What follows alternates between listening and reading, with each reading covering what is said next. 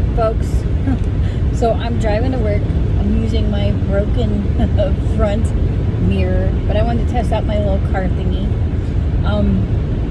And I don't know why I'm driving with my glasses on, because I can't see either way. I can't see with my glasses, can't see without. It happens when you get older.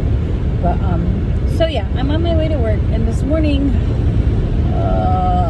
my cat, Fred, poor little sweet boy. And this is like an issue that I have, like, with feeling, inner feelings. And I've always been this way since I was a kid, too. It's like, you have domesticated animals, and then you feel bad about it. Or at least I do.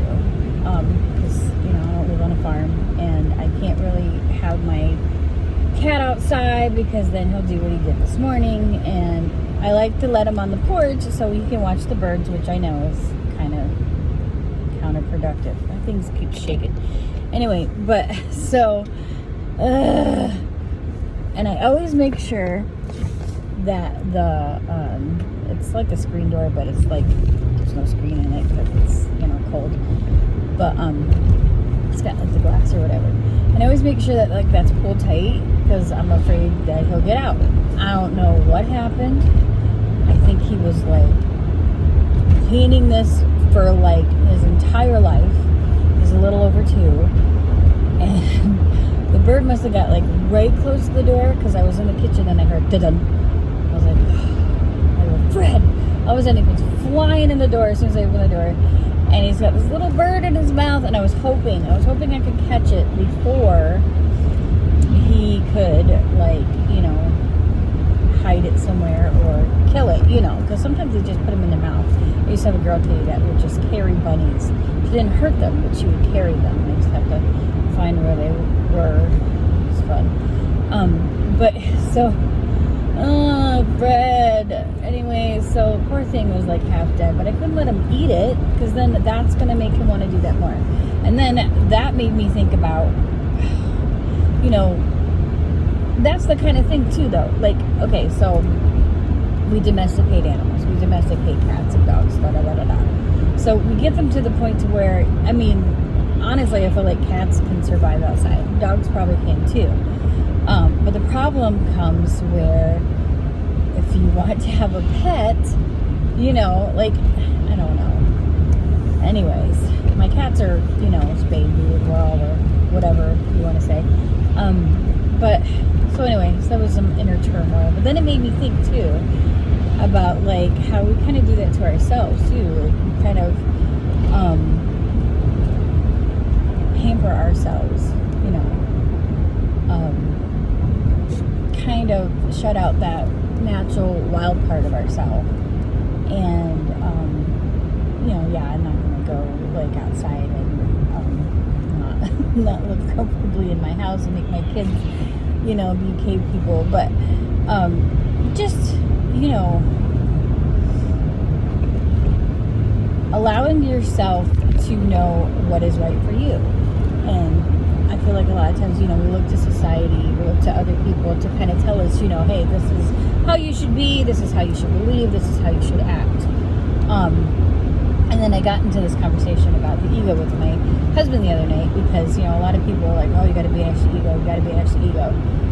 It's part of my project thingy I'm doing.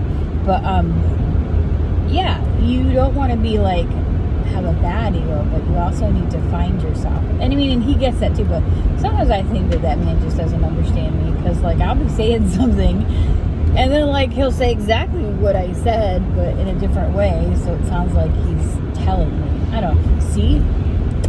There I am again, just like yesterday. So obviously I have some ego issues, because Spirit, God, I still have issues. I don't know what to call it. I don't know. For the longest time I said Great Spirit, because that's the only thing that, like, feels well, so that's what I'm going to do. So, I have a teeny tiny little bit of Native American in me, but not enough to really know anything, so it's not offensive to anybody, or whatever, and I can't, like, claim nothing, but that's how I feel. That's what I feel like. Whatever that is, that feeling, whatever. But anyway, I feel like I am being told, come on, April, button this up.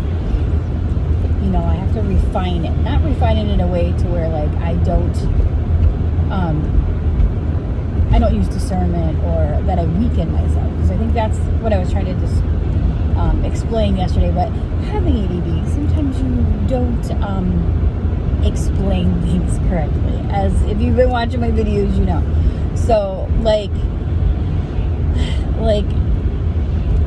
you know, I think a lot of times, like, it's people will do that whole you know, I don't want to say martyrism, because, you know, I hate that word too, because I used to say that about some people, and it was really meaning that way.